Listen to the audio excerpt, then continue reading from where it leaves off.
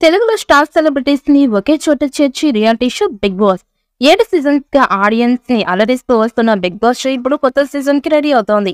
గత ఏడాది season 7 super hit అవ్వడంతో సీజన్ 8 ని త్వరగా ప్రారంభించే పనిలో పడ్డారు నిర్వాహకులు.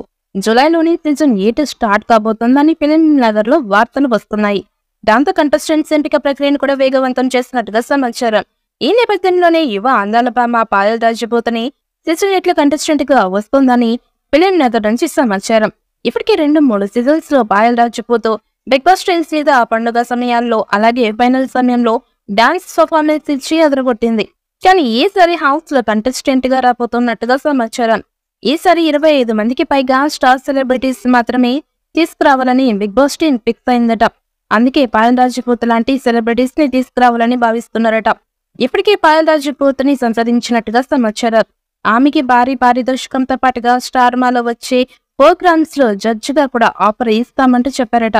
ఇక RX100 వెంకీ మామ మంగళవారం లాంటి క్రేజీ సినిమాల్లో నటించిన పాయల్ రాజపూత్ ఇటీవలి కాస్త అవకాశాలలో వెనుకబడింది. ఇక భారీ అంచనాలతో వచ్చిన మంగళవారం మూవీ కూడా హిట్ అవ్వలేదు.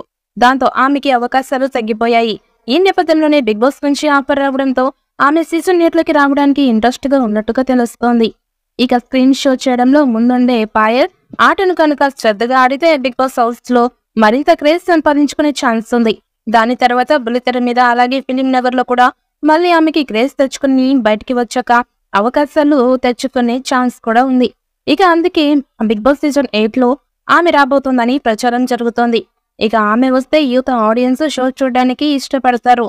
దాంతో టీఆర్పీ కూడా పెరిగే ఛాన్స్ ఉంది.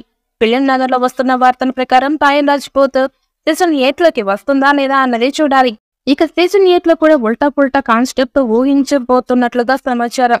అందుకే టాస్క్ల మీద నామినేషన్స్ ప్రక్రియ మీద ఈసారి మరింత ప్రత్యేక దృష్టి పెట్టబోతున్నారట.